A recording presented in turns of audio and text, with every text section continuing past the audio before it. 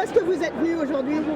Pour apporter mon soutien au collectif Adama et exprimer comme les dizaines de milliers de personnes présentes ici la nécessité que justice soit rendue aux victimes et qu'on ait au service du peuple une police véritablement républicaine plutôt qu'une police dont on ait peur.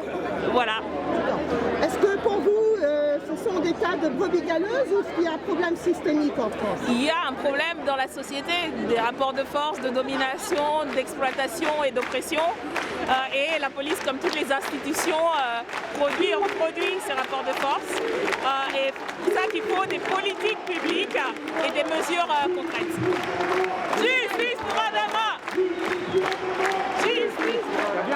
Il faut interdire les pratiques d'immobilisation létale. Il faut introduire un récépissé de contrôle d'identité et puis il faut partout, dans tous les espaces, former et apprendre à une autre manière de permettre la paix civile que la répression et les violences policières. Qu'est-ce que vous pensez des mesures de Castaner qu'il a annoncées? En fait, il n'a rien annoncé du tout. Il dit tout et son contraire. Et personne n'y comprend plus rien. Son gouvernement est incapable de mener à bien une vraie politique antiraciste parce qu'en fait, déjà, il continue à nier le caractère systémique de ces violences. On voit bien qu'ils n'ont pas intérêt à faire cesser ces discriminations parce que ça participe à leur domination politique, économique et sociale. Donc c'est pas ce gouvernement-là qui mettra en œuvre la politique qu'il faut. Et c'est pour ça qu'il faut que la mobilisation elle continue et qu'on arrive par la pression sociale à se débarrasser de ces incapables qui propagent le désordre civil et à mettre en œuvre une véritable politique antiraciste. C'est normal qu'on combat le sexisme et qu'on ne met pas le racisme dans ce programme?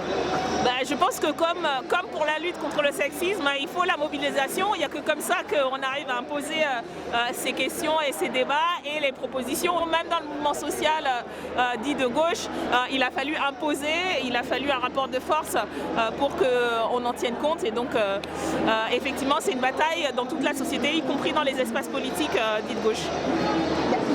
Qu'est-ce que vous pensez de la résistance de la gauche, enfin, le fait de résistance des gens qui disent non, on refuse de mettre le racisme?